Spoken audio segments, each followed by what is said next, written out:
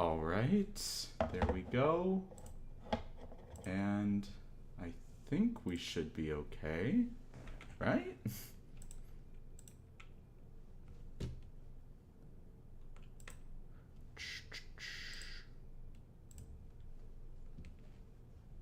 Are we good? And I think we should be okay. Awesome. There we go. Right?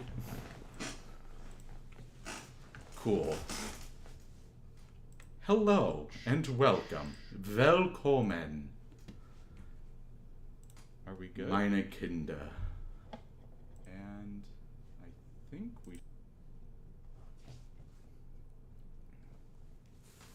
we just be vibing today.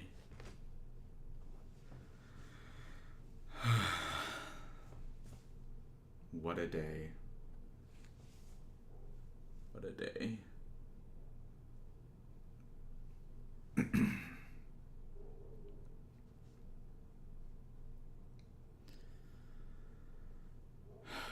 Today has been quite a challenging day, honestly. Like,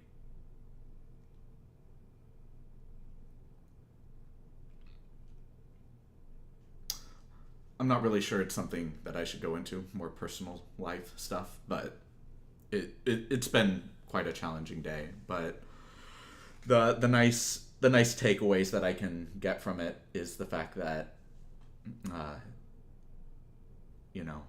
I'm still living up to my integrity, my sense of honor, and my honesty, and I think that that's the important thing. I haven't sold it out for anything, which I'm happy for, so we'll see how it goes. But outside of that, more positive vibes, more uplifting spirits. Let's talk about things. Let's discuss things. Let's go into ideas. Let's talk about philosophies. Let's do it. Let's have a good time.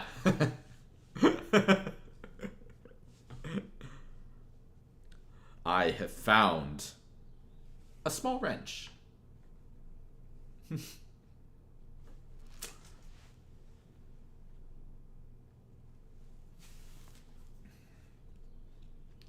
So tell me things. Talk to me about things. What do you guys want to talk about?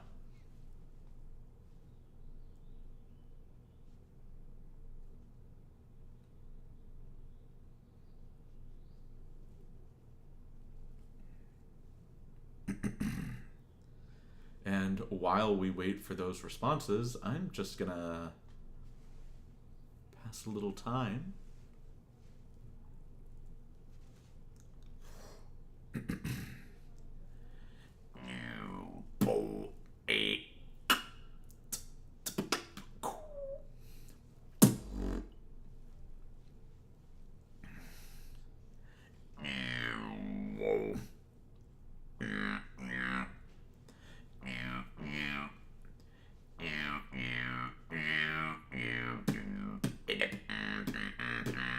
Everybody, can you build up?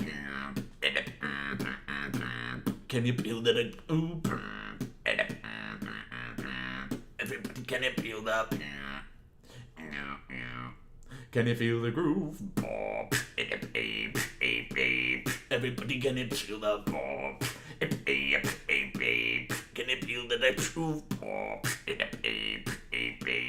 Everybody, can you build up?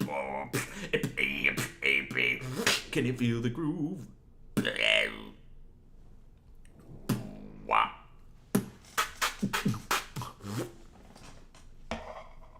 Dope.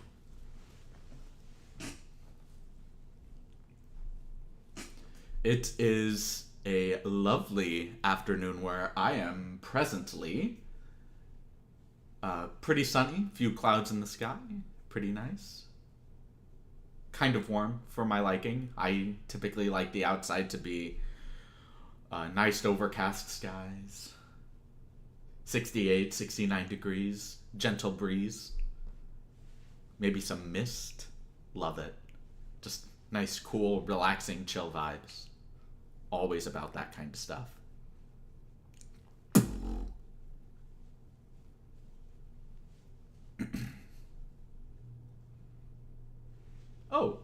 Hello, just popped in to leave a like. Packing to leave town, but wish I could stay to chat. Hope the life goes well. I really appreciate that. That really means a lot. Thank you. And I hope you have a good time packing and getting ready to go wherever it is you're going. Honestly, I think it's always so exciting when people just start packing their stuff up to travel. I think traveling is one of the greatest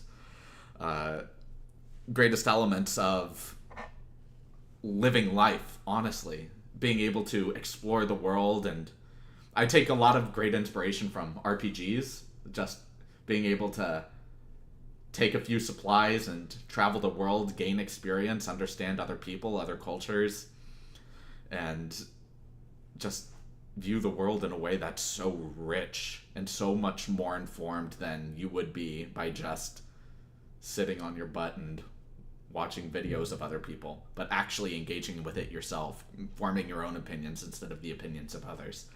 I think that's wonderful. Kudos to you for traveling and getting ready to go. Awesome. And I hope you have a wonderful time wherever it is you're going. Yeah.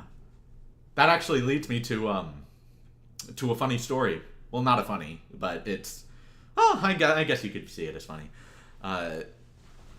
Not too long ago, I was talking to my partner, and I was saying I had this... So, every so often, I'll get these waves of, like, what it means to... Or, I'll get these waves of just incredible desire to just travel somewhere, especially a non-English speaking country.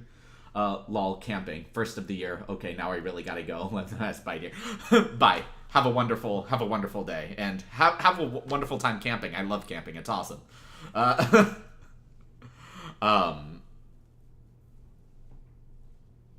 Yeah. So, what was I saying? Oh, right. So I really love just being able to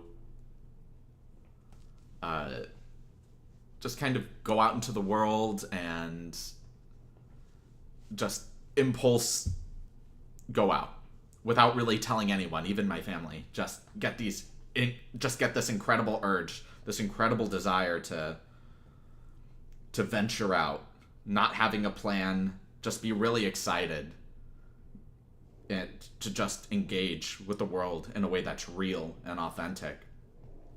That being said, it's terrifying to think of reality in that way, I guess. Just in terms of, do I have the mental fortitude, courage, and strength, inner strength, to just pack up everything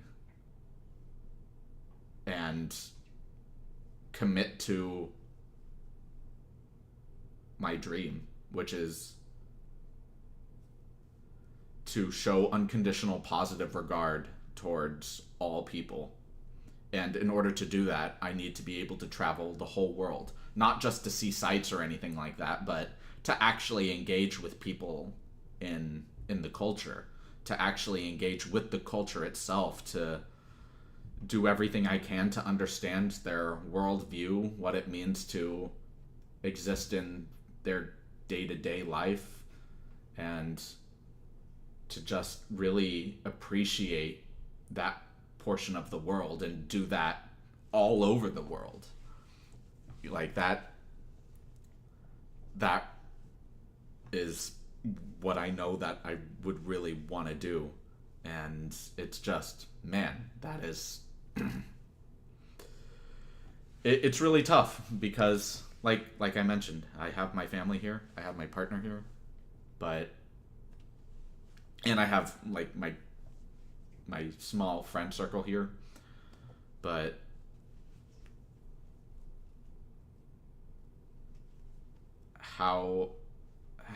it's so challenging to try to navigate not just how I would go about it, but navigate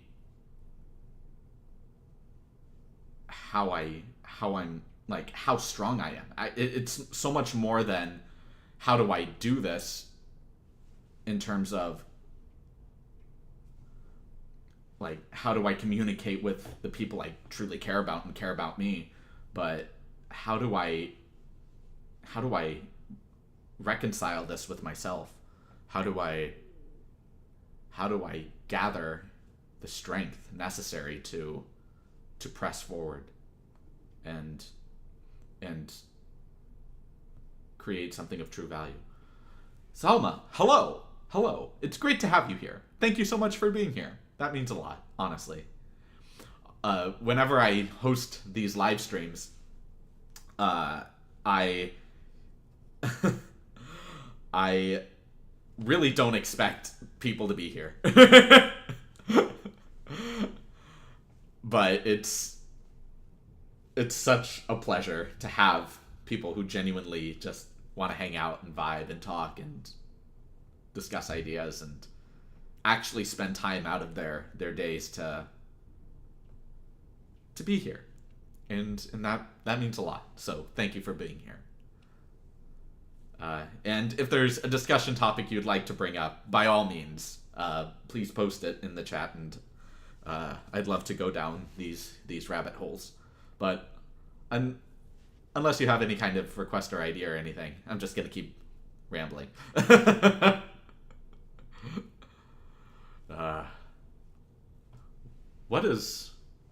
I actually forgot the next video that I'm going to put out. Let me check on that really quick. The next video I'm going to put out is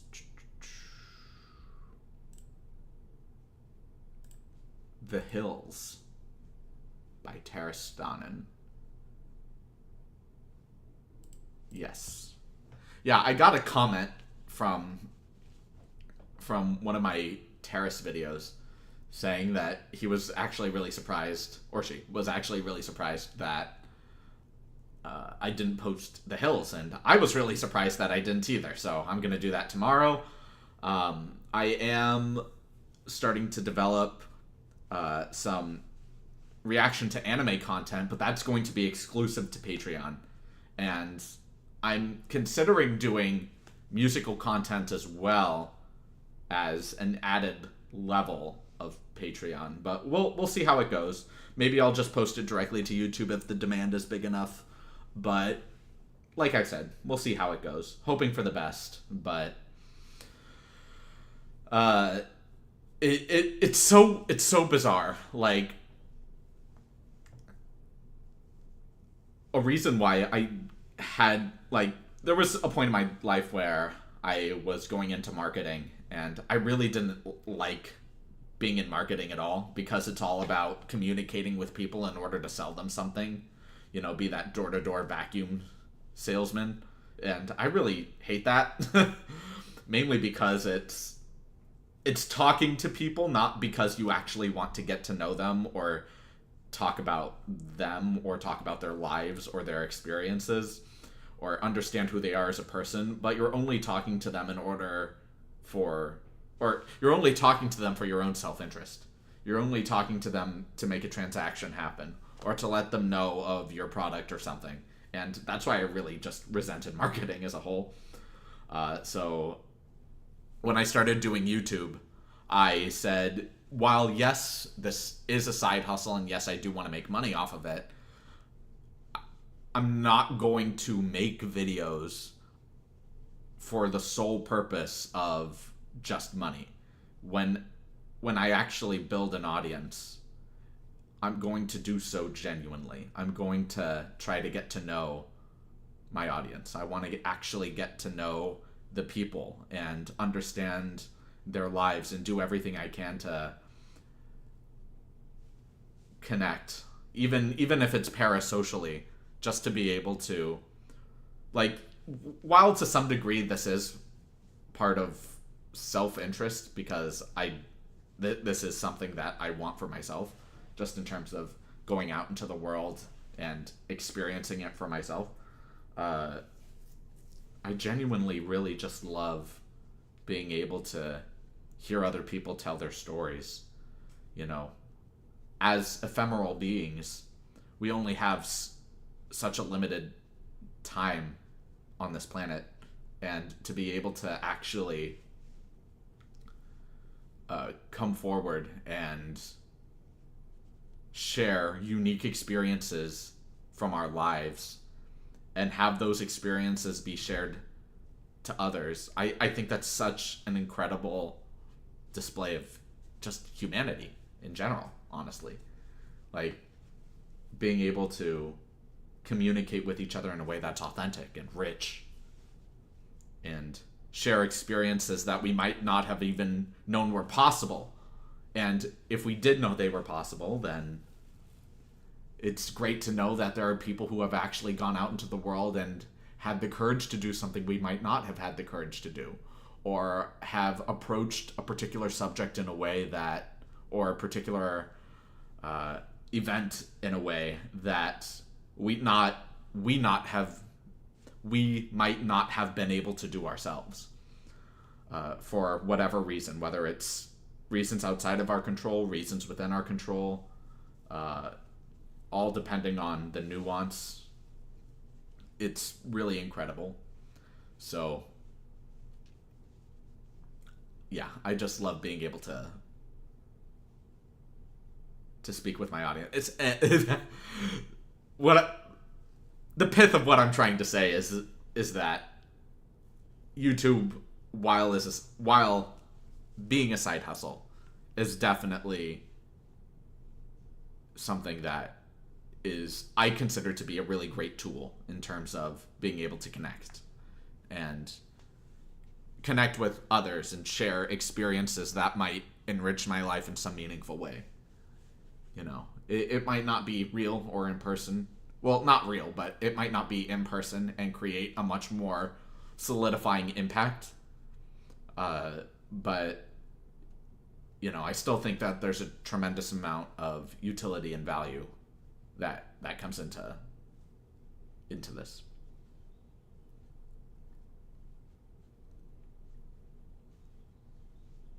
Hello, and welcome to the stream. I just noticed our number went up by 1, and I appreciate you being here, whoever you are.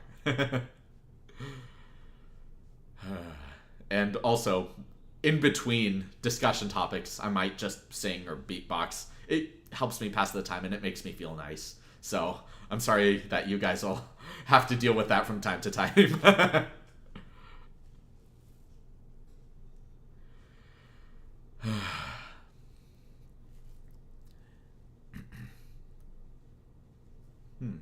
What is a really fun thing to sing that I haven't sung in a while?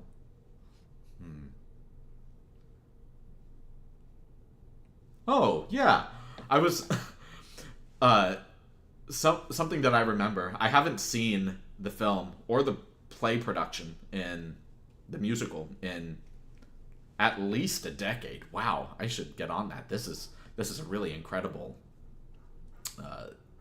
musical that I just completely forgot about. Seven Brides for Seven Brothers. The general layout of the story is, or rather the general messaging of the story is, while there's definitely, each brother has their own eccentricity, it's really great to have a sense of strength coming through from not just the men in the story, but the women as well. I love it, so I'm probably going to sing something from that musical. Well, hello there, Bluesmith. It is great to have you here. And I noticed that you've commented on other videos I posted, so I really appreciate you not just commenting, but your actual comments themselves have been very sweet and informative, and I really appreciate that. So thank you. Yeah. So let's think. What's the first song Adam sings at the beginning of that musical? Dang it! What was it? Oh yeah. Bless her beautiful hide, wherever you may be. We ain't met yet, but I'm willing to bet you're the gal for me. Bless her beautiful hide, you're just as good as lost. I don't know your name, but I'm staking my claim, lest your eyes is crossed. Man, that is really high up in my register, and I do not feel good singing that. But it's a great song anyway. Oh, I'd swap my gun, I'd swap my mule, though who'd ever took 'em would be one big fool. Or pay your way through cooking school if in you would say I do. Hey-o.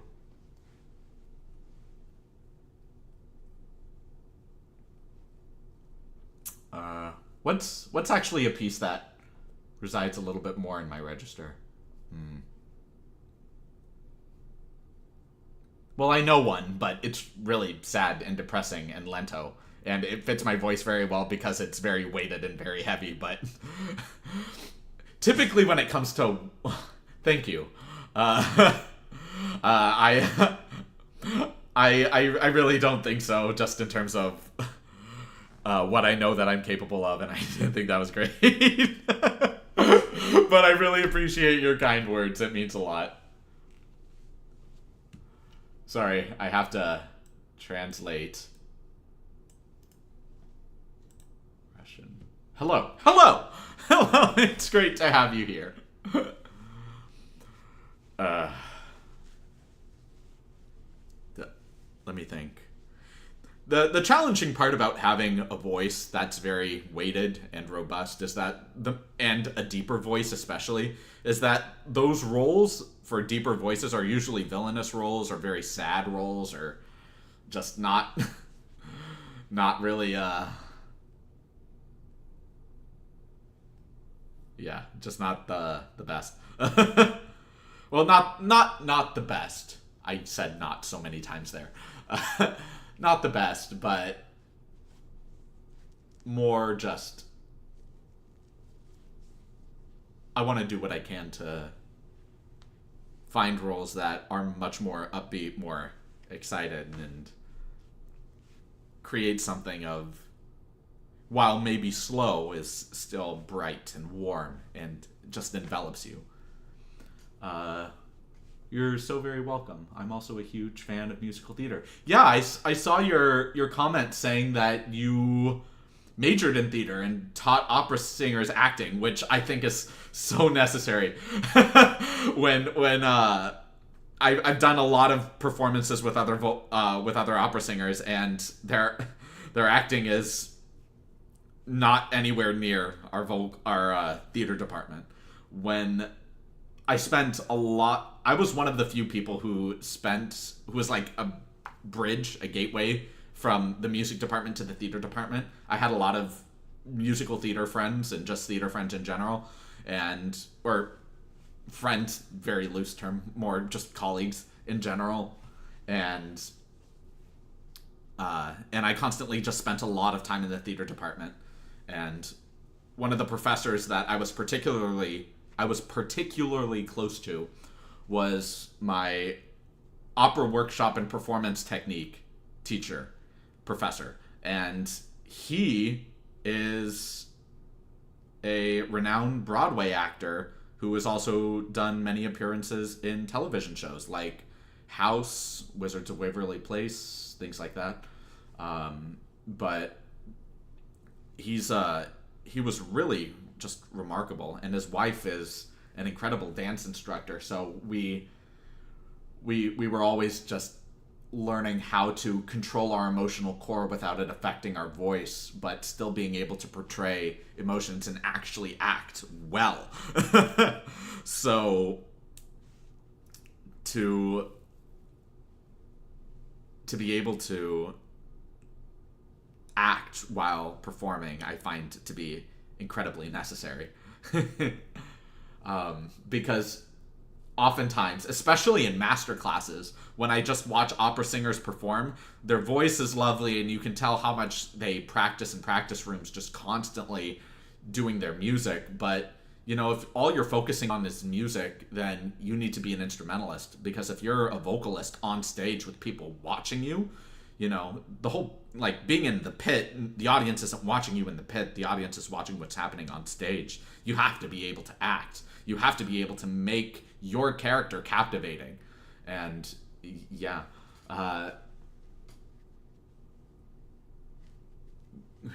And to add to the problem with that dear face of yours, it doesn't lend well to villains.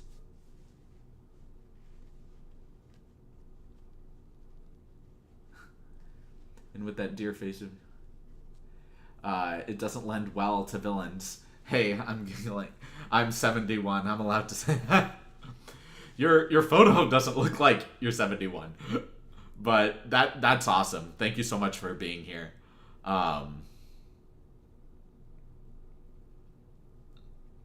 Yeah, I do enjoy villainous roles.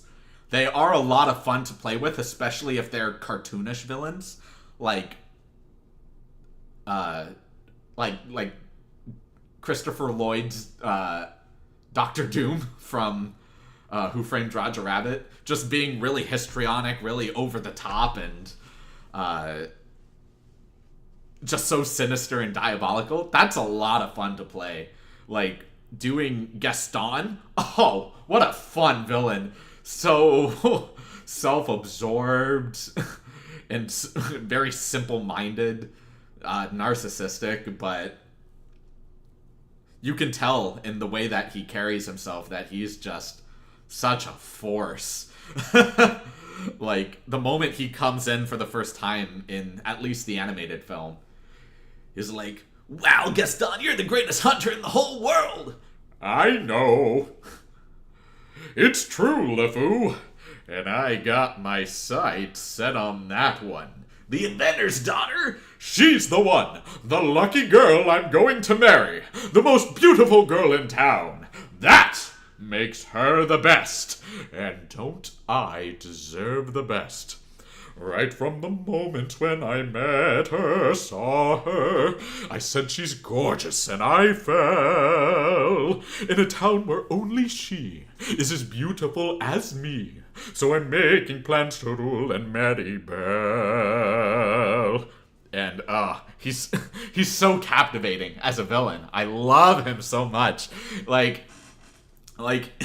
If I were to meet that kind of guy in real life, he'd probably just drive me absolutely nuts. But man, I just love him so much as a character. He's so great as a villain in that story. I love him. Love him as a villain. He's just incredible. Yes, Harrison Ford genuinely enjoyed What Lies Brethren.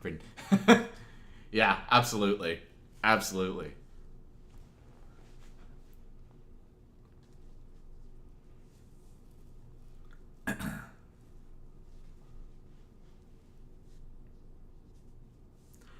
No one's slick as Gaston, no one's quick as Gaston, no one's neck's as incredibly thick as Gaston, for there's no man in town half as manly, perfect a pure paragon.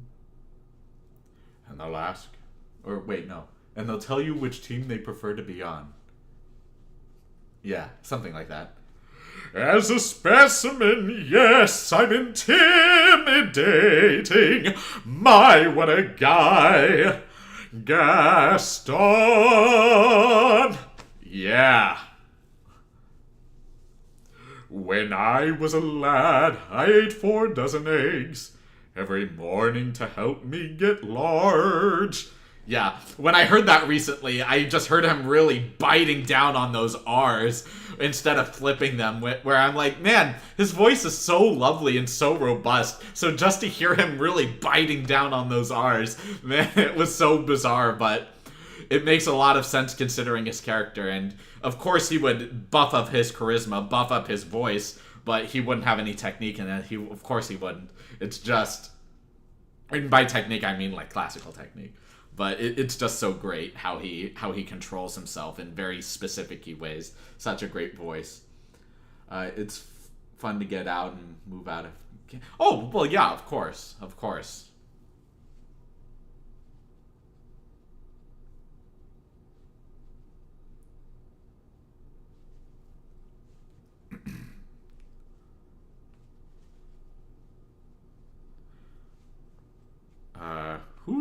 Who's another really fun villain? Let's see. I really really like Gaston, but another fun villain? I forgot his name, but the villain from Atlantis is a really good villain. Uh, and before y'all start saying, well, if he's if you don't remember his name, how great of a villain can he be? Well, it's I'm just really bad with names. I'm really bad with dates and names and things like that. So, but I remember the impression he left on me, and I remember the film very well. And his Machiavellian and unscrupulous nature were definitely very compelling to me from a storyteller's standpoint. Was a good-looking doofus. Preach. I would have loved to study music, but my parents didn't like the idea. I mean, I'll be very honest with you. Like, I think if you truly wanted to study music, you should have had the opportunity to, regardless of what your parents said. But that being said, it's very important to respect your parents' wishes, and depending on like your current environment, what your community is like, how it is that you view your family and things like that. So there's obviously a lot of nuance that I know nothing about in order to make any kind of well-informed decision or any kind of well-informed advice or anything like that. But I will say that when I was in music school, there were 4 colleagues of mine that switched majors because they didn't recognize just how difficult being a music major is. Like, even though I was a performance major, or a music major, I had an emphasis in vocal performance. And the classes that I took were musicianship 1 through 6, which is 3 years of musicianship. And in those musicianship classes, which is pretty difficult, honestly, like needing to learn chromatic solfege within different modes of music, like Mixolydian and Locrian, Dorian, Ionian modes, things like that. The latter 2 were very simple, but Mixolydian and Locrian are very challenging. Dorian is challenging as well. And learning to know what chromaticisms and chromatic solfege you need to sing on pitch, in time, in the meter, on tempo, with it's very difficult. And on top of that, you needed to see a certain number of performances every semester, and you needed to have a ticket stub or a program or something to prove that you were actually at the event. And that was kind of a nightmare. Musical analysis was also a nightmare. Fun story with my musical analysis class. I had a professor for that class who was also the professor of my musicianship 6 class. And this was also the organ professor of the university. And he had such an in-depth knowledge on music theory and counterpoint and analysis that he was actually a musical genius. Just all of the information he had and how he was able to express it.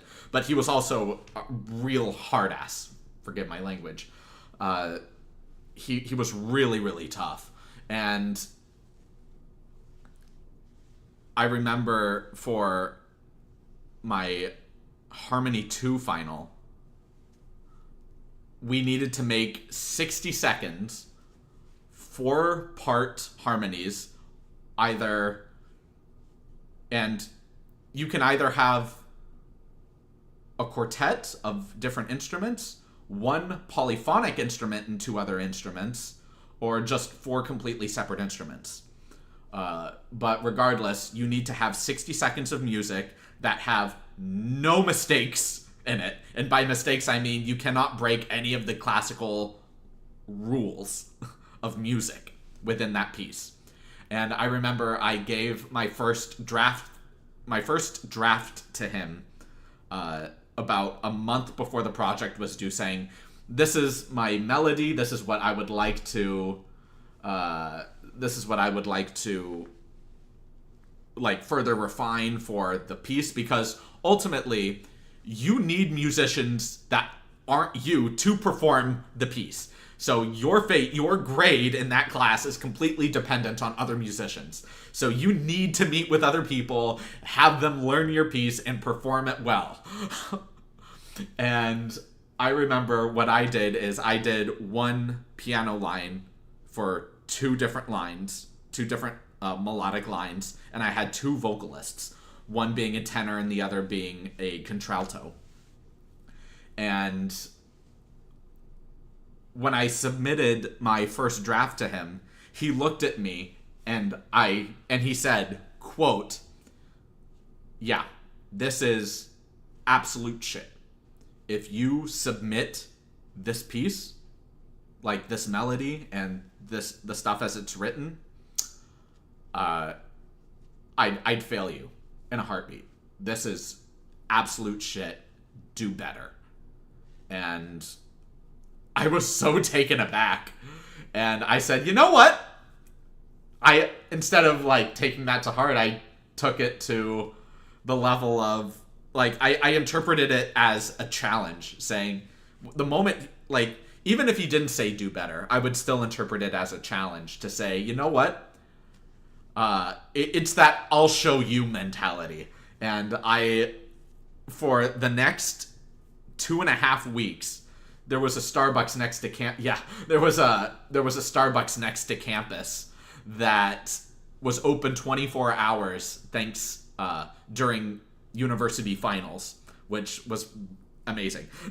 Because for the next 2.5 weeks, I didn't even go to my apartment. Whenever I wasn't on campus, I was in Starbucks working all night on this one project. And I had other finals to do too, but this one project I was just so determined to get such a great grade on. And keep in mind, in this class I was writing on a solid B. It was a very challenging class, and I was taking 10 classes at that time, where other students were taking 4 classes and felt pressured. I was taking 10. So I was very pressured to get this mandatory class on a really high note at the end of the semester.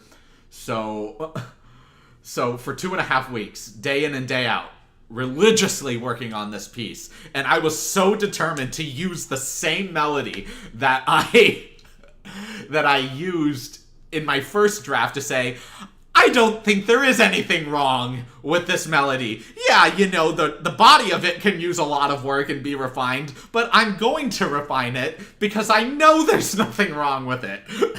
So for 2 weeks, I polished it, I refined it, I added to it, I created such a beautiful piece.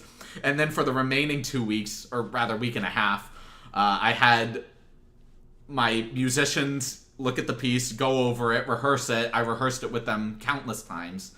And then when it came time to the actual day of the final, I walked up there, I introduced my piece in a very smart-ass way to the professor, just to be like I gave my music to him first, and then I introduced my piece to the class, and I was targeting my professor directly. And the piece happened, and I had the biggest applause out of any other performer in the class that day. It was so good. It was so intricate. It was so well designed, so well put together, so refined. And I was so proud of it. And at the end of the class, I walk over to the professor and I look at him to dish his words right back to him and say, "Gee, doctor," for classified, I hope that wasn't total shit. And he looked at me dead in the eyes and said, no, that wasn't complete shit. And he just left it on that. Thank you. But he never told me what I got on the project. I know that I ended the class with an A-, so I know it was an A, but he never told me specifically, and he just left it on that remark. So in the end, we both were just smartasses to each other, but I could tell that he was actually genuinely proud that I took him up on his challenge and executed it well. And I think that that was the real mark of mastery in terms of concluding that class. All you needed to say to me to get to me to go to war was, that all you got? Yeah, fair. I love the Looney Tunes too. It's funny that you mentioned that. Yeah, like I love it. I love it.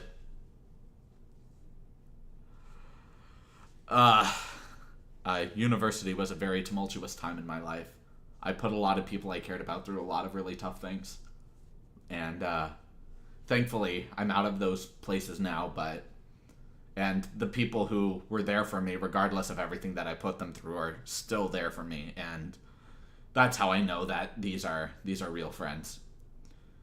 Speaking of which, I mentioned just previously that I didn't have a ton of friends, but rather colleagues, and I'll elaborate a little bit more on that. I think I've already covered this, but just in case, I'll cover it again. To me, being a friend is a full-time job that you are constantly on call for.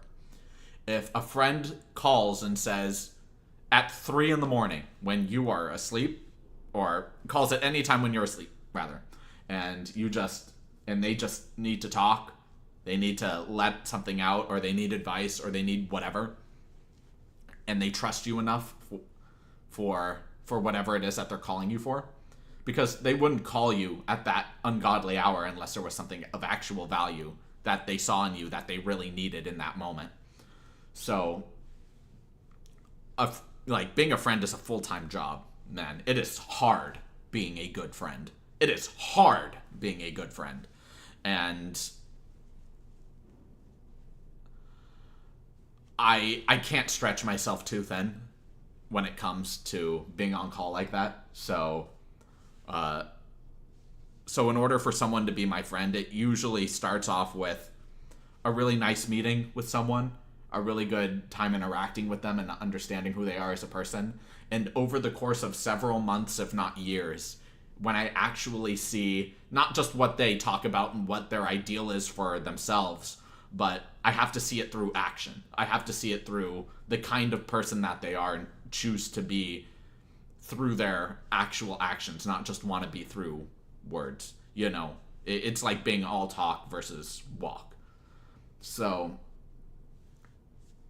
the moment that I see that you are genuinely there for me and you are genuinely a person, like, our moral matrices don't have to align, our values don't have to align, the way that we interact don't have to, like the way that we interact with each other doesn't have to be like great or perfect every time we see each other. But if you're able to look past people's opinions, past people's eccentricities, because all of those things are either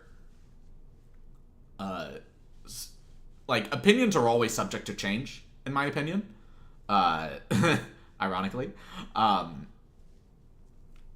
but when a person has particular eccentricities that are inveterate to their personality, I find it, you know, if you're able to look past that and see the person for who they are in terms of their character, in terms of how they carry themselves as a human being and what it is that they build for themselves, they cultivate for themselves, and you want to be around that kind of energy, I think that's the mark of a really great friend.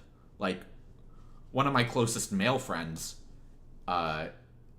he is one of the funniest and most charismatic guys I know. We've had very different upbringings, and very different lives that have led us to the point in our lives where we are now. And our philosophies on life couldn't be more different. Our moral matrices couldn't be more different. The people that we choose to surround ourselves with are very different. But yet, here we are, both he and I, like, being really close and good friends. And I wonder, how is this really possible? And, well, at the beginning I wondered how that was possible, like how I got so close to him and how he got so close to me. But it just came to the point where we saw each other's character in action. And I will say that for him, the moment that I knew he was someone who had real character, who had real integrity and kindness in his heart, regardless of our views on the world and our philosophies, was I had actually met him through my girlfriend at the time. And he was our mutual friend. And then came the time when, like, my relationship with that girl was very life-changing for me in both beautiful and amazing ways, and also very challenging and traumatic ways. So what ended up happening was the relationship was going really well in the beginning, as many do, and then along the way it started becoming a lot more hostile, until it just got to the point of her cheating on me. And she told him about it, but not me about it. Because she's like, I'm going to tell him when I'm ready, but I just needed to get this off my chest by telling you. And what he ended up doing is, after that phone call with her, he immediately called me, and I just said, "Hey man, what's up?" And he just said, "She cheated on you."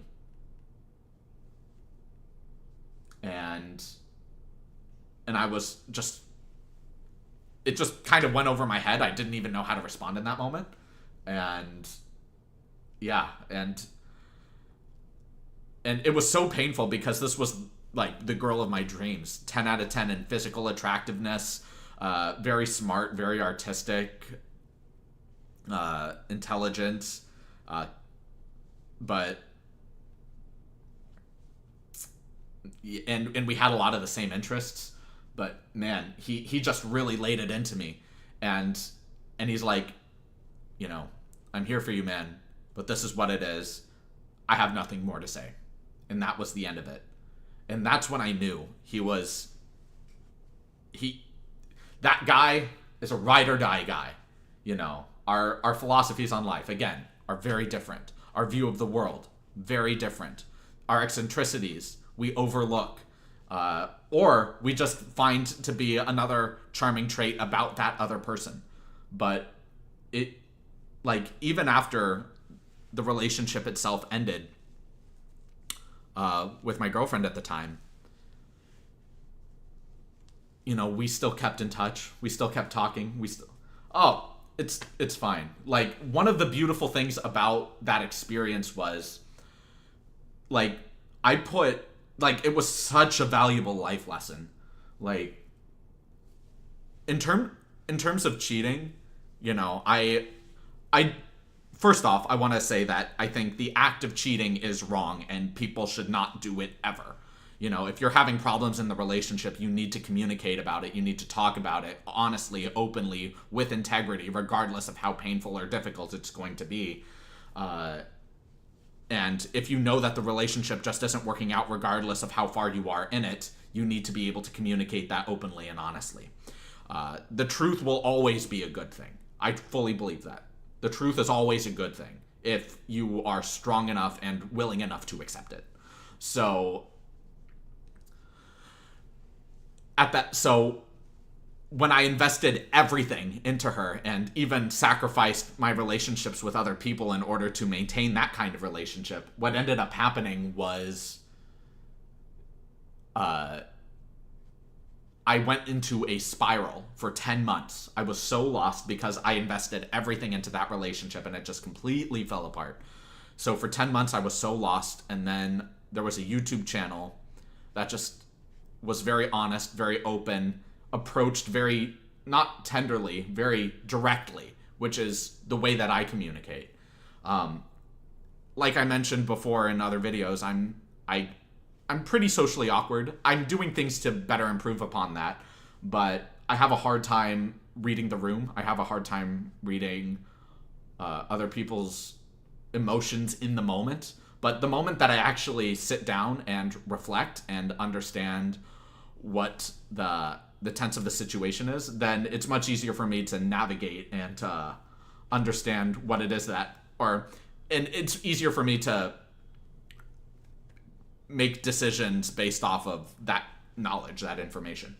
So the moment that happened, I learned a very valuable lesson where you don't put everything into one basket. You don't put your whole being into a single person. And it changed the way that I view relationships, which is why my current relationship, while still challenging, is considerably leaps and bounds healthier and better, and we're constantly communicating through everything, thick and thin. And it comes to the point of, what does it mean to be connected to a person? Like, when I see romantic relationships, or the way I view romantic relationships rather, is you are two individual people who choose to be together, who want to actively spend time together.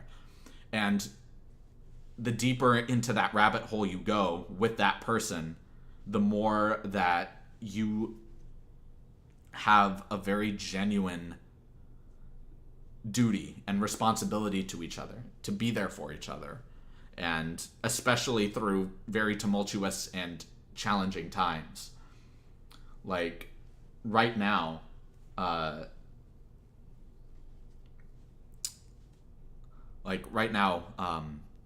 someone I know is a friend of mine is going through a death in the family, and it's a very, very challenging time for her. And I know that a person that I have personal issues with is going to be there as well. And I communicated with her directly, saying, logically, pragmatically, I'm going to be there for you. And I'm going to be there at the funeral. And even though it's going to be like, but I need you to know that my emotional strength might not fully be there because of the situation. And I feel extremely selfish saying that I'm the one who's going to be hurt by being there, when it's obviously not just about me, but this is obviously about you dealing with a lot of stress and pain in your life. So the fact that I'm even bringing this up, of my emotional stress and discomfort being there, I feel just completely terrible about. But I need to communicate this with you so you understand what it is that I'll be experiencing and what you can expect from me while there. And she really appreciated that.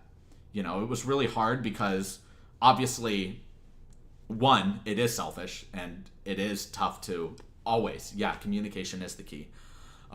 It is very hard reconciling with understanding what it means to just be a person with your own emotions, and recognize that emotions that are commonly viewed in society as negative things, like jealousy, envy, wrath, greed, laziness, etc.,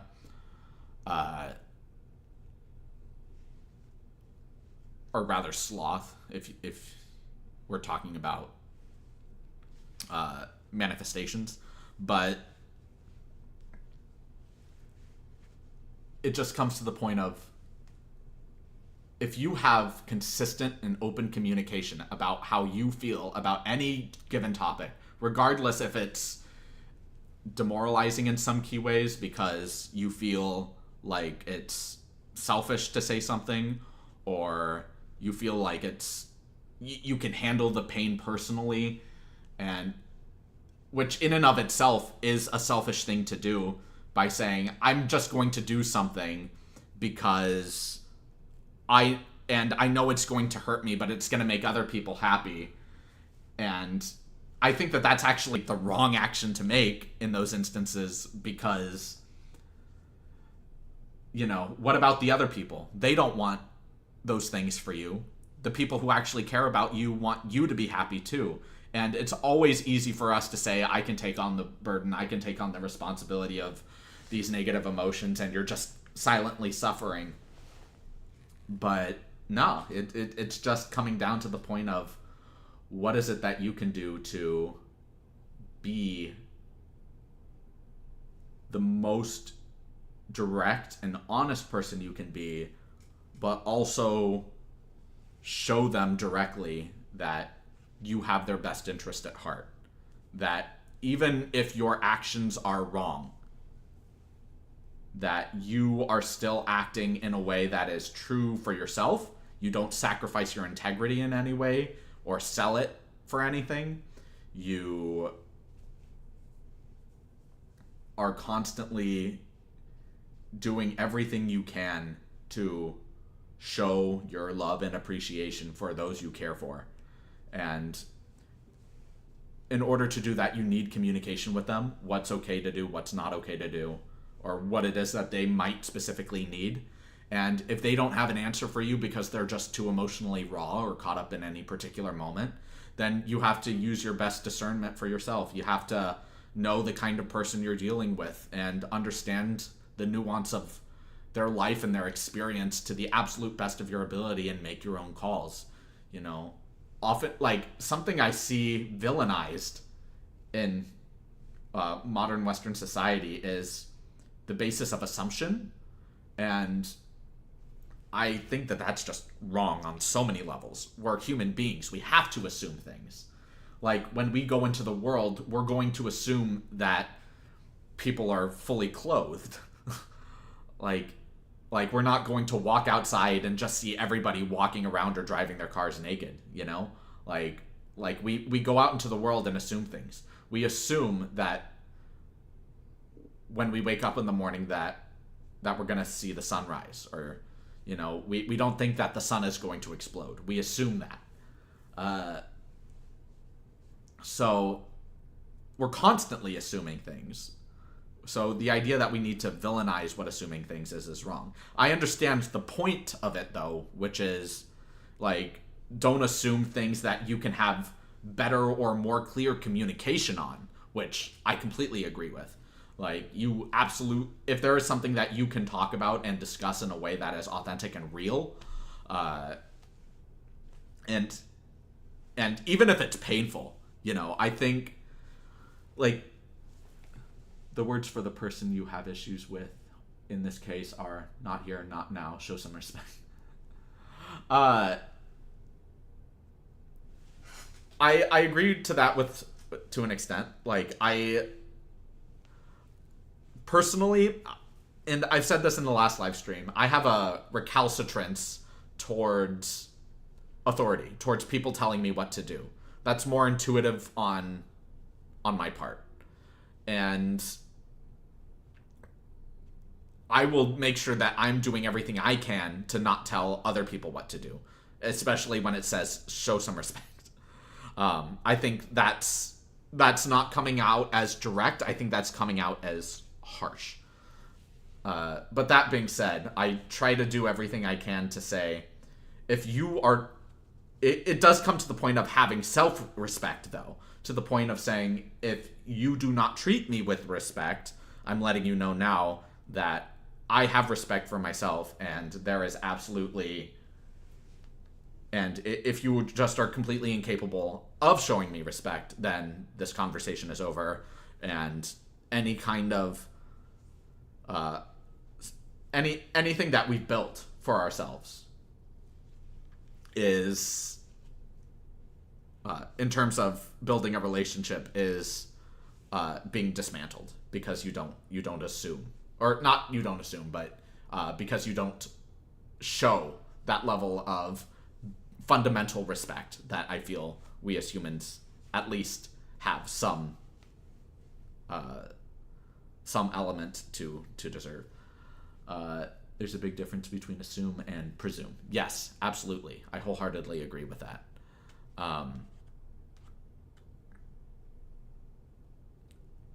So, yeah. Like, I remember recently, I was trying to broaden my friend group by talking with baristas at this cafe that I visited frequently. And almost every barista at the store hit it off great. We hit it off great. We had really good conversations. We had our own interests. And there were even times when I invited them over to my place so we can all just vibe, have a chill time, listen to some music, maybe play some games or whatnot. And it was all chill.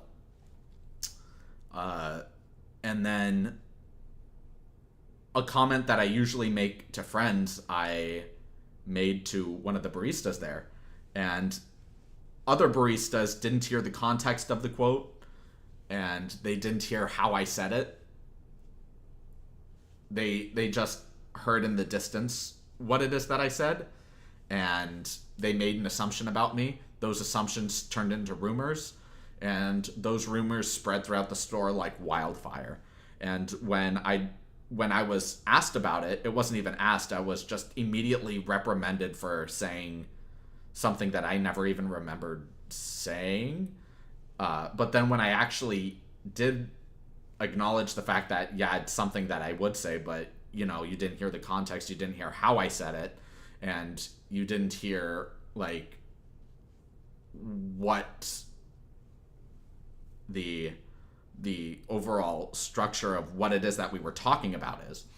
And when I spoke to the person directly that I was communicating with, saying, hey, all of the people at your store are really resenting me now, and they don't even like know the situation between the conversation that happened between us.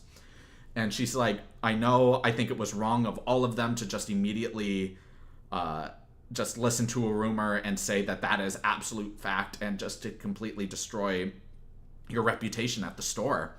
And I thought that was great. And I was hoping that she could be the gateway between me and the rest of the baristas to say that, no, you guys are misunderstanding, it's all out of context. But instead, she did something that I think is rather cowardly, which was, she just said, yeah, so I just ended up taking their side because I don't want issues at work. And while I understand that sentiment, it leaves me in a state of being resented and hated by people that I genuinely had good rapport with and wanted to build relationships with, but it just couldn't happen. She wasn't willing to stand up for me because she's the only other person that could vouch for me as the person actively involved in the conversation. And out of the, I want to say, the 4 to 5 people that I was building a really strong rapport with and spent months building that rapport with, just all came crashing down in one night. And I think that's rather sad. But, that's life. And I learned a lot from it. And I learned a lot about how, like, other people's intense desires to be liked from people they care about, to be liked from their environments. And, that's just how it be sometimes. And that's life,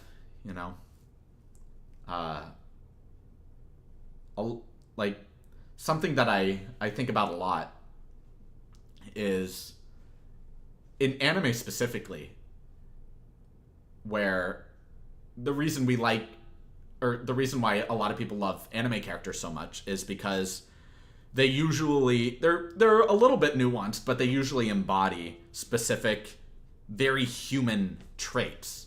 Like, when I think of the show Demon Slayer and I think of the main protagonist, Tanjiro, he's a very righteous person.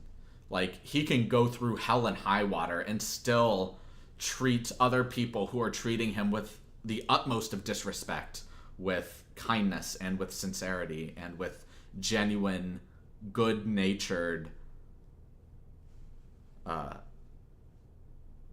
respect towards them. It's time for me to go to sleep. Thank you for your time and wisdom. Good night. Oh, well, have a wonderful night, and thank you for being here. That means a lot. Thank you. But yeah, he's a really good-natured kid, and the idea that a person can go through so much pain and suffering with no wins, just go from loss after loss after loss to painful experience with no wins. In fact, every time that you act on something that you truly believe is a good thing, in your heart, you know that you're going to be punished for it. And to still have the temerity, to have the audacity to still go out into the world and do what you genuinely believe is the right thing, the good thing, even at your inconvenience, even knowing you're going to be punished for it, sometimes severely, but still doing it because you know it's the right thing in your heart of hearts, and not sacrificing your integrity for it, not sacrificing your integrity to be liked or to be accepted in part of the group, or because it's in your best self-interest to not experience additional harm in your life. Like, that takes a tremendous amount of inner strength and virtue. And it's just to see, like, one of my biggest role models in life is my grandfather. Well, my step-grandfather, but I still call him my grandfather. He's just one of the greatest men I've ever met, period, in my life. And that even includes seeing men on, like, through social media. I have never met a person as just remarkable as he is. And what I mean by that is his entire life was growing up bullied, abused, physically, mentally, emotionally, spiritually, everything. And this was at a different time. Like, I'm talking the 30s. I'm talking Great Depression. And just experiencing a tremendous amount of familial turmoil, experiencing a tremendous amount of societal turmoil, and just everything completely crumbling and crushing him. He married a few times, and each time the wife just completely destroyed him and kept abusing him and hurting him. And and on top of that, he boxed with some of the greats and actually gave them a run for their money. He traveled the world, and he was a very just tough and just generally, like, he was really rugged and coarse until he met my grandmother. And when he did, it just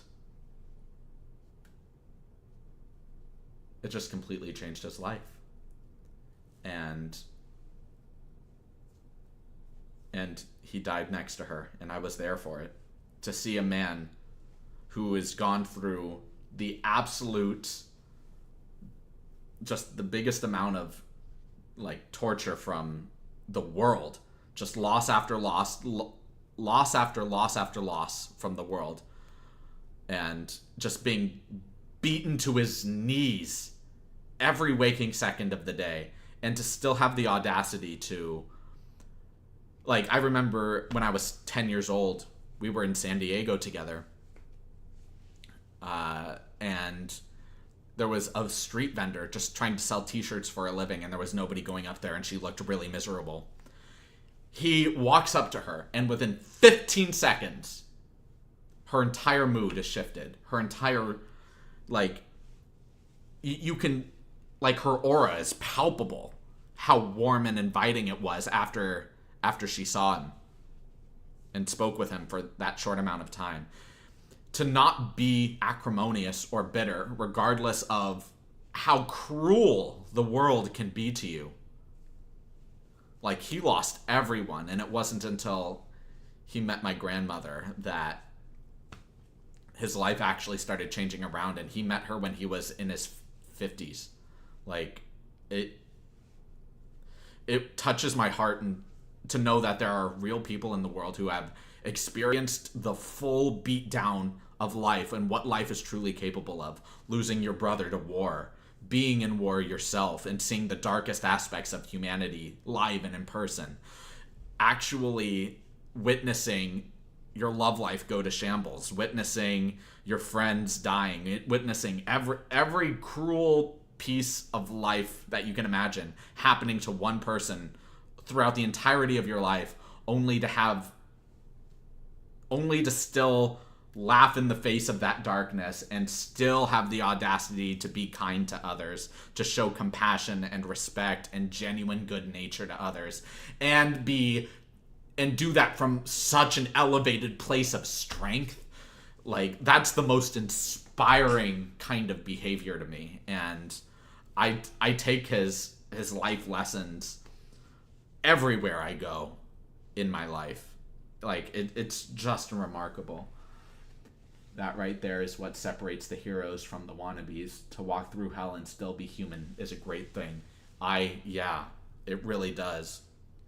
Like, I think it's good to want to be like your heroes, but you have to have the action. You have to be able to say, or it's easy to talk about your virtues. It's easy to talk about your morality and your values and to stand up for what you think is right. But the moment that people see, like, all right, now it's time to do what's right at your inconvenience. All right, now it's time to do what's right knowing it's going to cause you pain. Taking it an extra step further, it's time to do what's right knowing it's going to cause you actual suffering in your life.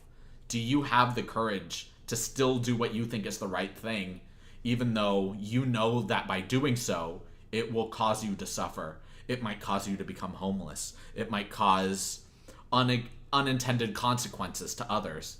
It might cause the burning of bridges to people that you don't think you can live without,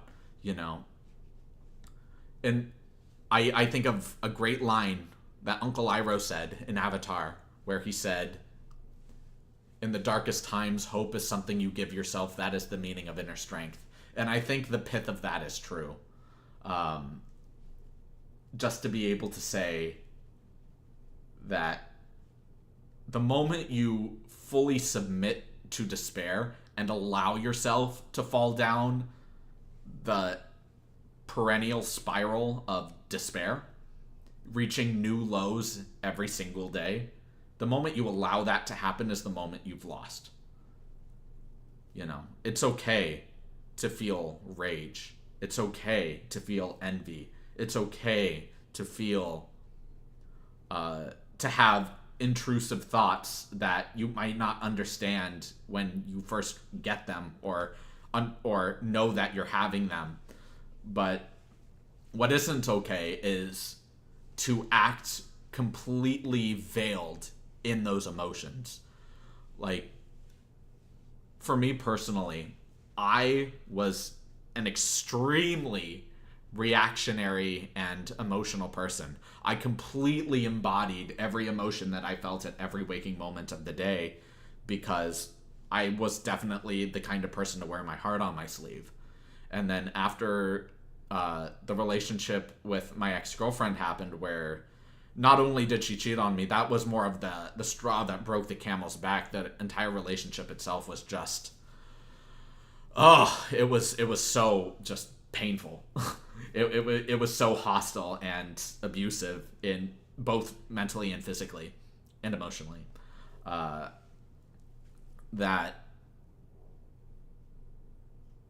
I wasn't even aware of what was happening at that time.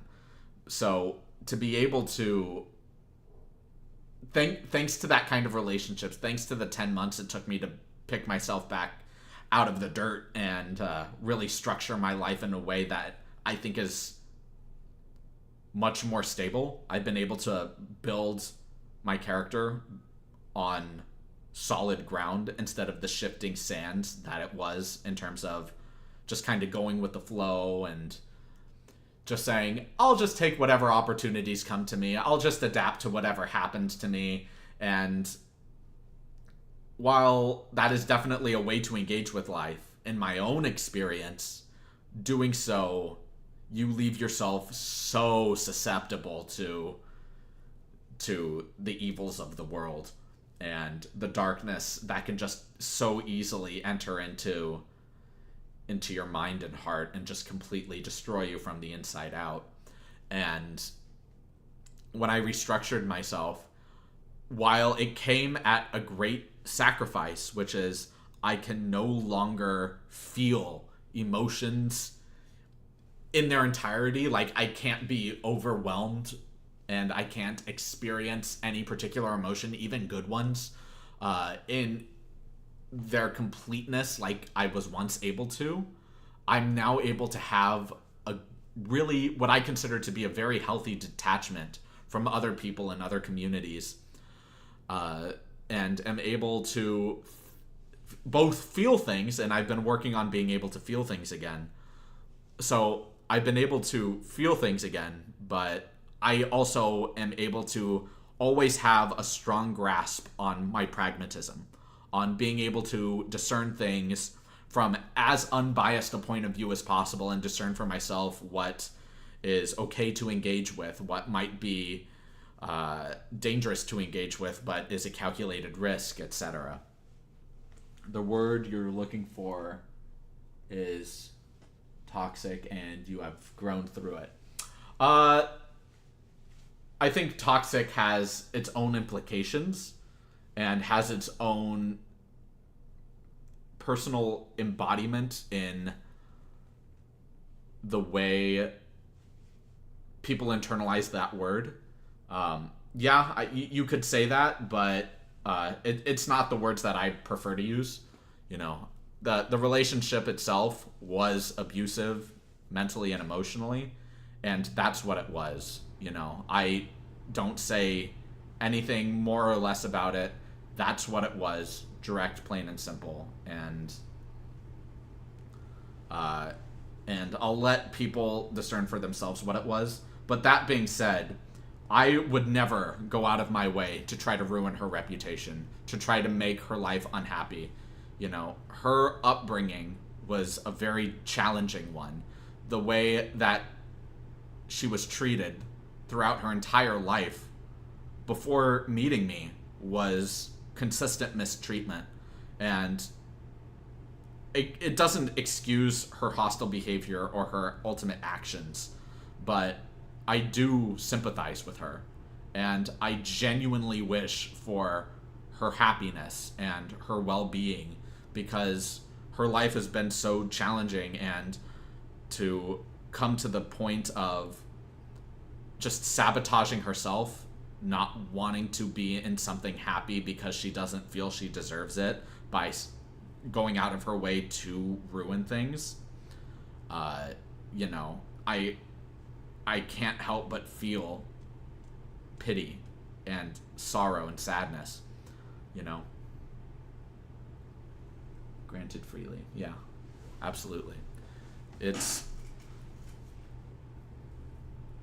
is very difficult to have compassion towards people who have wronged you. It's very difficult to want good things to people who have hurt you emotionally, to people who have wronged you and have damaged your life in some key ways. But, you know, you look at something like Spider-Man 3, where Spider-Man approaches the Sandman, and he said, "You had a choice when you killed my uncle." And the Sandman just looks at him and says, give some context for what had happened, and it was an accident. Because the Sandman is genuinely a very good person. He's just not only a little misguided, but he's just a very desperate man.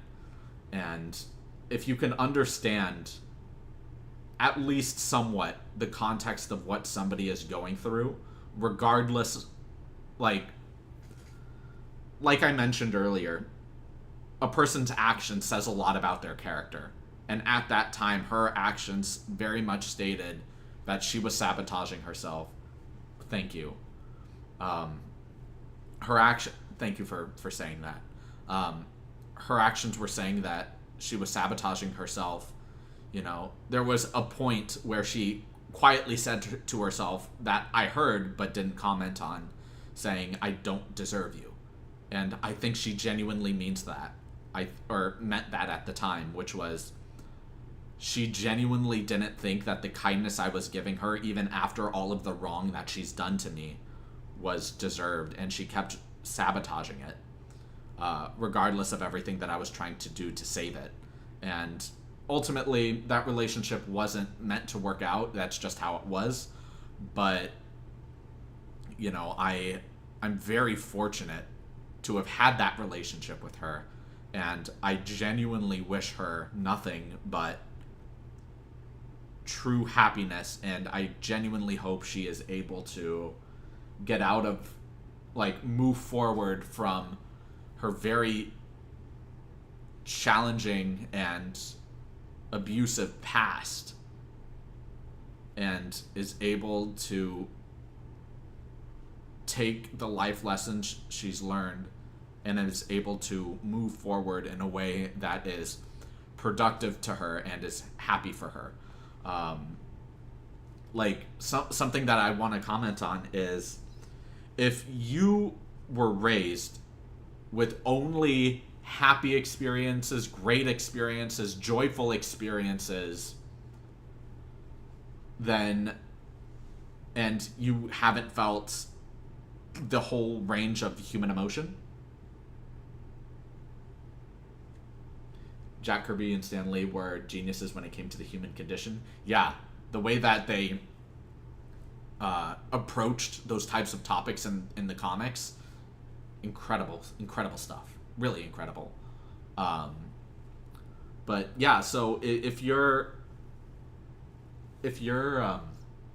only raised with positive and happy experiences and haven't gained the life experience of, or haven't gained like an understanding as to what it means to be filled with rage, or to have very nuanced feelings of antipathy, or something like that, then it's very possible that you would grow up to be very selfish, very self-absorbed, and narcissistic, and believe that throwing hissy fits in public will get you what you want. You know, there was a book I read when I was really small called the Bernstein Bears, I think I'm saying that right, in the Case of the Gimmies, where the kids, the kid bears were saying, gimme, gimme, gimme, I want this, I want that. And throughout the book, they learn the lesson of moderation, of understanding why it's important to not get everything you want, and really getting this really good life lesson from it. And that really stuck with me, obviously. And that's why I think if we're trying to live in a society where we're constantly trying to promote positive feelings and get rid of negative ones, or only create a utopia society where we are just only making good, happy, positive, uplifting vibes with each other. Exactly.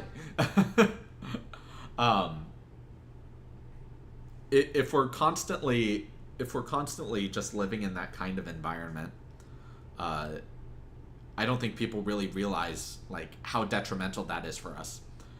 Like, people often misunderstand me when I say this. But when I say pain and suffering is essential to the human condition, we are, experiencing pain and suffering in your life is inevitable, and you need to own up to that and be able to handle it in a way that is non-destructive. Like, I think that that's the pinnacle of strength. Or rather, one of multiple pillars of strength, which is being able to say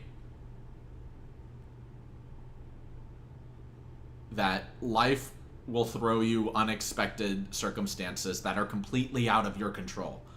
If, like, something that I think a lot of people don't realize is the moment you create an action and send it out into the world, whether it's through social media, whether it's in person or whatever, you're essentially dipping your finger into the vast ocean that is humanity. And by doing that, you create a ripple. And sometimes those ripples have the potential to create tsunamis. Like, obviously, there's not a ton of time where there are times when your ripples just die out immediately. But, you got to be aware that your actions have unintended consequences. We live in a world of cosmic cause and effect, and your actions might inadvertently cause something really miraculous or something really terrible to happen. So you have to do your best to understand what other people are going through. You have to do your best to create a sense of compassion and kindness in your heart. Hoel, I was watching your latest voice play reaction. I love your reactions to them. Oh, well, thank you. I really appreciate that. That means a lot. Thank you. Yeah, I really love voice play, and they're doing a really great job with their music. I'm really digging their stuff. But yeah, like, just in the idea that I lost my train of thought. Oh yeah, so just to be able to say that when you experience pain and suffering, you have to let people go through that. You can't just do everything you can within your power to have them not go through that, or to try to shield them from it, or to try to distract them from it. They need to sit down with themselves and discern for themselves, how am I going to navigate this? You're not always going to be there in their life for them.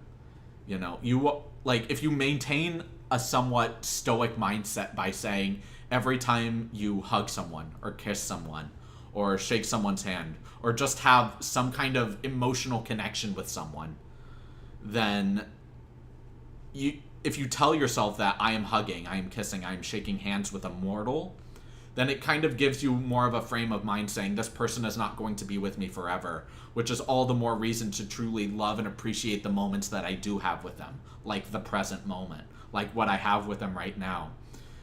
One of the most definitely consequences can be unknown and either positive or negative. Absolutely. One of the most poignant times in my life was when my dog died. He was my dog for 17 amazing years, and he was always a little selfish, always wanting to do things his way.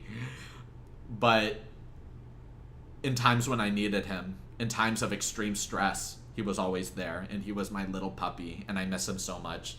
He died over a year ago, and I still feel those powerful emotions. His death is probably the most impactful death on all the deaths that I've experienced thus far in my life, just because of how close I was with him. And he couldn't speak English at all. He was my dog. but I felt that connection. And it really felt like he was my brother. And I grew up with him. So when he died, I was able to handle it. I was able to reconcile with the fact that he's gone. Death is just a part of life. And, you know, it's better to have had and lost than to have never have had at all. I truly believe in that maxim. And grief is a very important emotion that needs to take its own path in time. Absolutely. And it's not even just grief.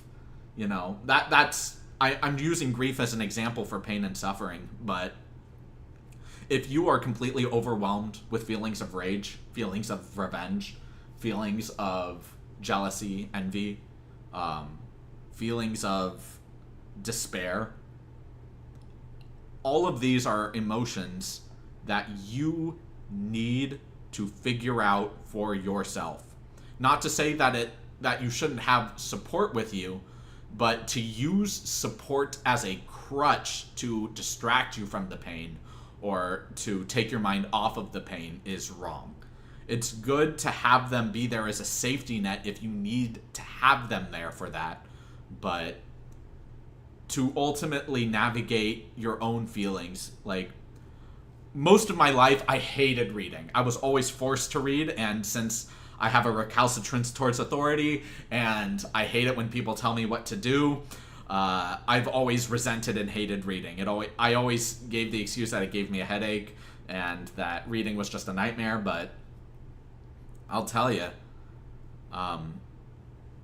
when I was just experiencing what I considered at that time to be the darkest time in my life, right when I was in the center of the Venn diagram of being an alcoholic, being anorexic, being at the lowest point of despair and depression in my life, mixed with a strong amount of anxiety about the future, not knowing my own worth to others, not being able to step outside of myself, and just being completely dependent on alcohol and wanting to sink into even more things that I'm not going to discuss because it would probably get my video flagged. It's the idea that even at that greatest moment of turmoil, I went to the $10 or less bookstore on a whim. And it wasn't even because I wanted to read. I didn't even like reading. I just needed a change of pace. So my body just said, you're gonna take a walk and go somewhere. And I did. And I ended up at the bookstore. And I found a book called Awakening the Buddha Within by Lama Surya Das. And since I have an interest, like, my interest in philosophy now began with that book. And there was a lot of really useful insight, and he described his story and upbringing and how he ended up where he ended up, and imparted a lot of the wisdom that he learned in his time. And it was so captivating to me. It took, like, I read it casually. I didn't just suddenly love to start reading. I read it very slowly, very casually. But before I knew it, I finished the book. It took me like a year, but I finished it. And I was amazed that I was able to get through a book, not because someone told me or because I needed to for a job or whatever, but because it was something that brought me genuine happiness, because I was getting something of real utility out of it. So then I started reading more, not just about philosophy, but about the human condition, about human nature, about self-mastery, about being able to step outside of yourself, about being able to connect with others, especially as someone who's as socially awkward and as introverted as I am, to be able to go out of my comfort zone and to exist in a realm of consistent discomfort. Not to the point where I'm drowning or suffocating in discomfort, but, like, if you remember when you're growing up and you had growing pains, like, you wake up one morning and you're sore, but you're like, I didn't work out. Why am I feeling sore? You're growing. That's great. Those are growing pains. And in order to grow, you need to be able to sacrifice something of yourself presently. Nothing in this world that's of actual value can be achieved unless you're willing to make a sacrifice for it. That's just how the world is. So, to actually, yes, it spoke to your heart and soul. Absolutely, yeah. Like, after I read that book, I started reading in on, okay, so I have a pretty good understanding of the fundamentals of Buddhism, and I started listening to monks who have been practicing the teachings their entire life, and I started hearing what they had to say. And then I transitioned to Judaism, get a better understanding of that. I transitioned to Catholicism, get a better understanding of that. To Taoism, get a better understanding. To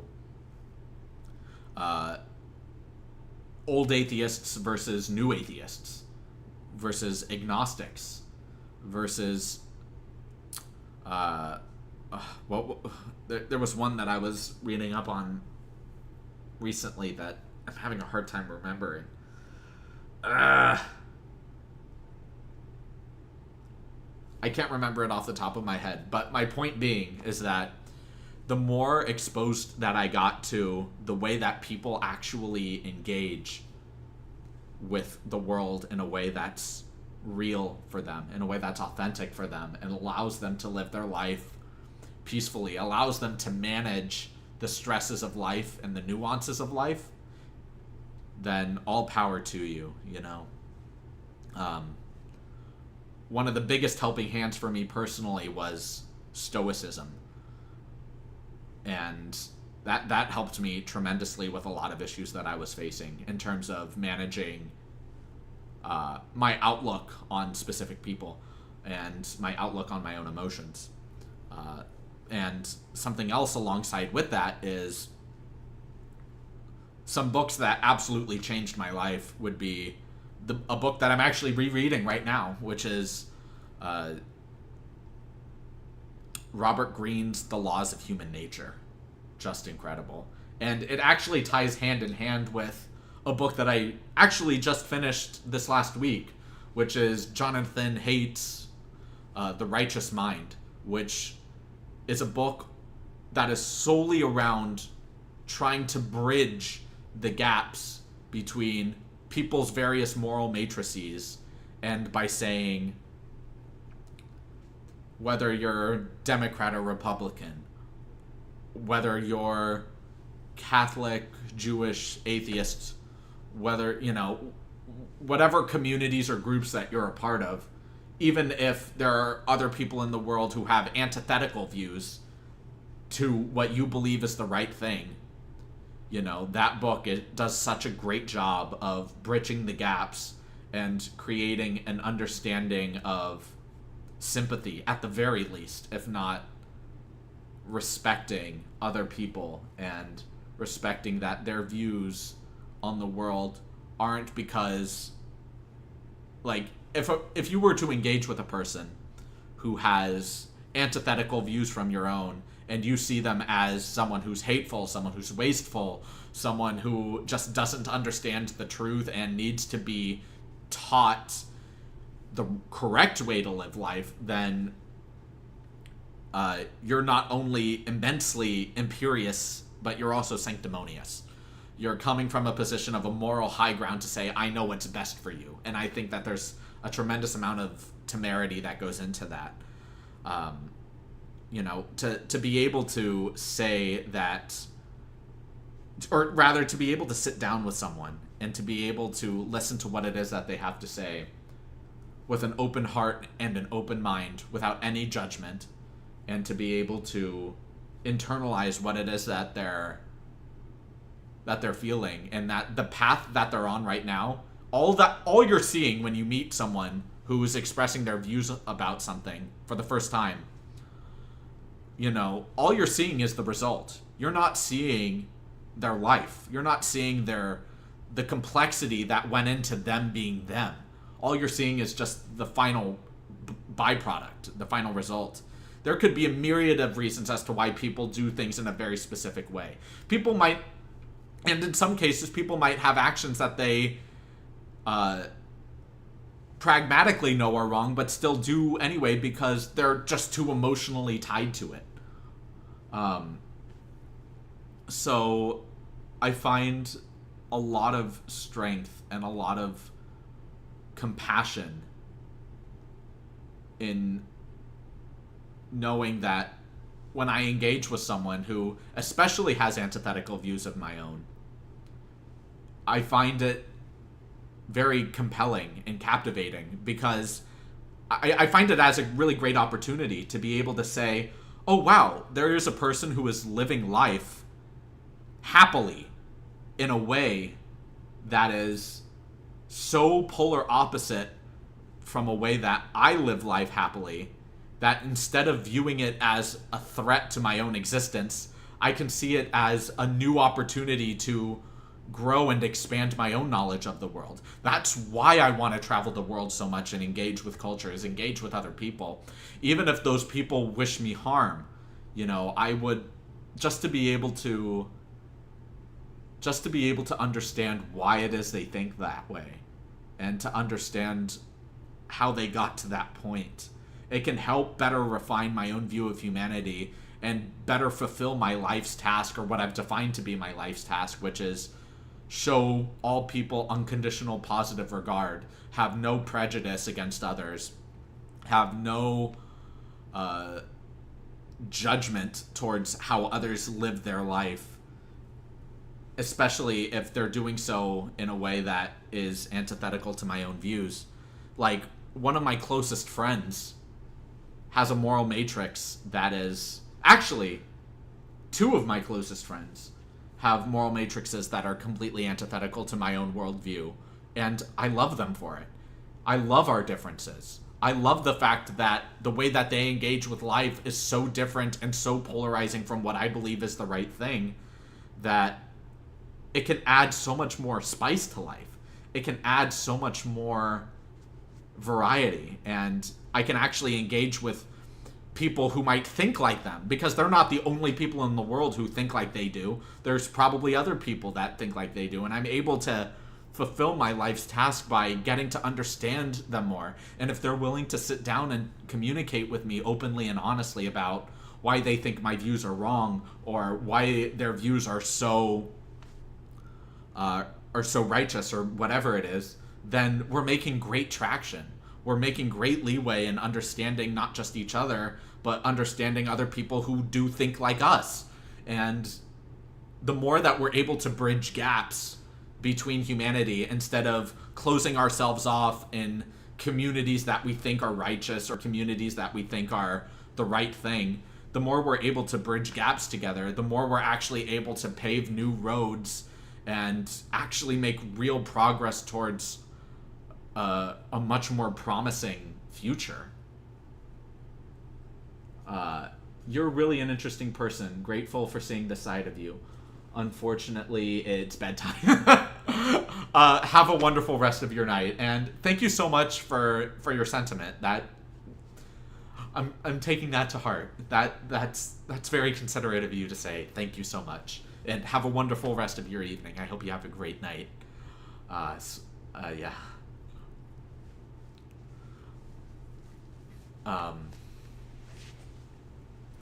So yeah, those are my 2 cents. I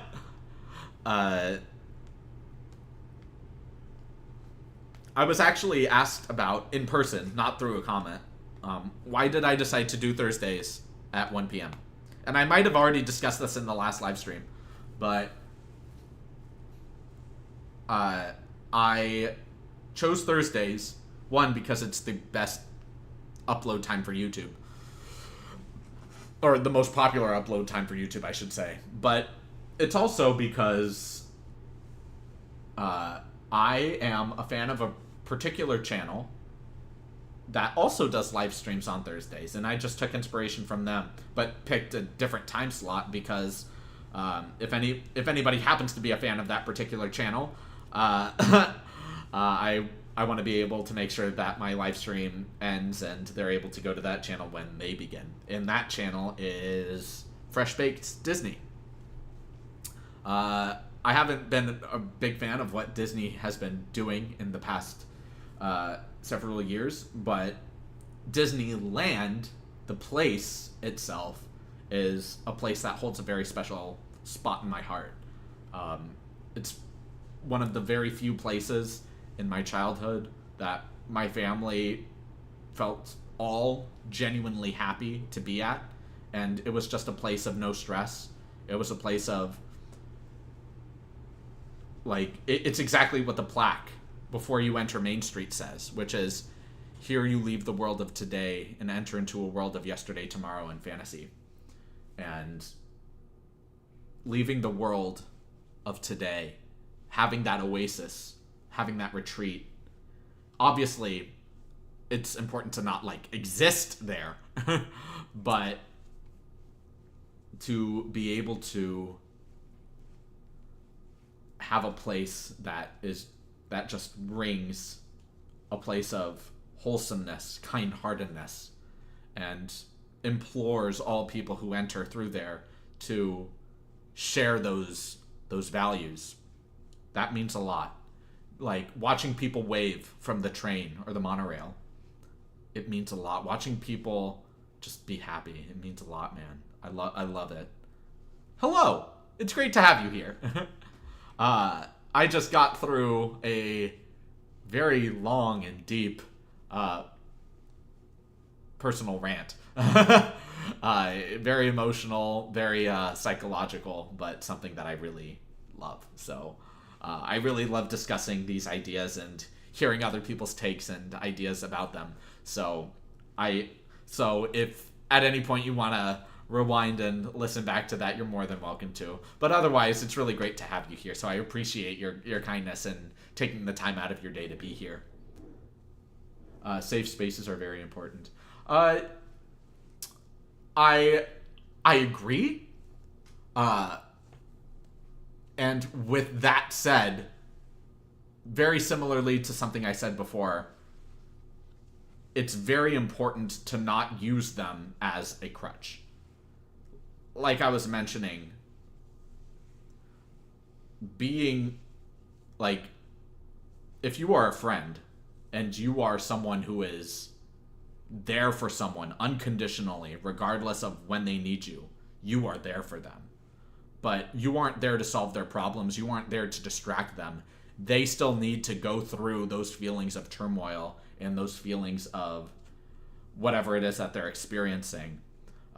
And to know that they have a safety net so that they're not going to completely spiral if they lose the fight to themselves. That's really important to have. And to have a space, an open and available space where you can catch them if they are spiraling out of control is very important. But to utilize it in a way that is not at their detriment, not in a way that distracts them from the pain, not in a way that takes a detour from what it is that they actually have to do for themselves, which is grow. You know, something that I've learned in life is that the world is very good at giving you tests. And what I mean by that is life isn't only good at beating you to your knees consistently, but it will constantly give you the same test over and over and over again until you learn from it. And it isn't until you have learned from it where it'll give you the test again, and that's when you apply your wisdom and get through it. And that way, every time you do get through it from that point, you know that it's because of your own merit. It's because of your own skill and strength as a human being, as someone who knows that it's your responsibility to get through your own dilemmas. Precisely. I am here to listen, and to listen without judging. Exactly. To listen without prejudice, to listen without without any kind of presumption about what it is they're going through. It's important. Like, it really is. It really is.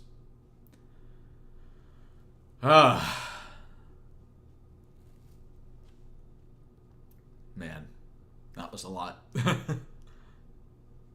You guys have any questions, comments, concerns about the channel, about me?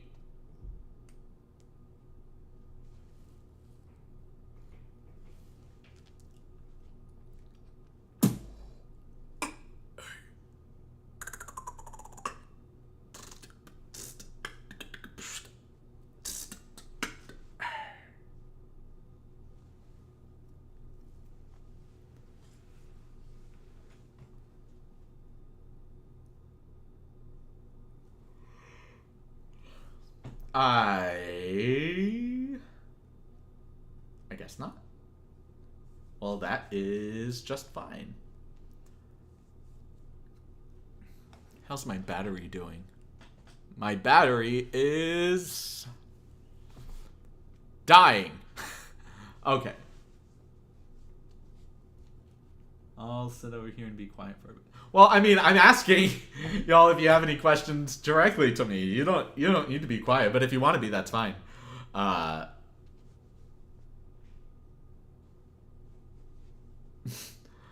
But yeah, so given the fact that my battery is in fact dying, I will call the stream to its final closing segments. So if you guys have any thoughts or anything that you guys want to communicate to me directly, now is the time.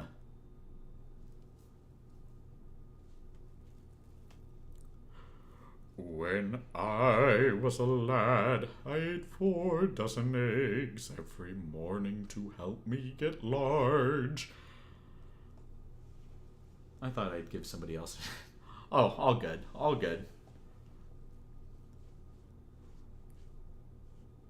But there aren't exactly a lot of people in the chat right now. So if anybody else would like to, I mean, the floor is always open, and I am willing to keep those thoughts in mind. But otherwise, yeah, my camera is dying. I have no idea how much longer it's going to last.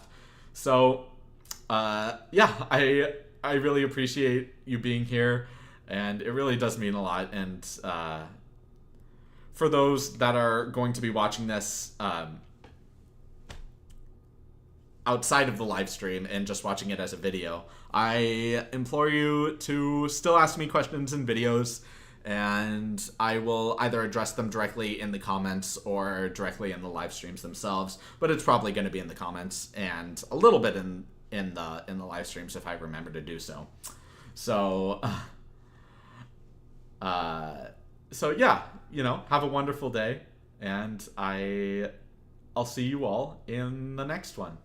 Take care, everyone.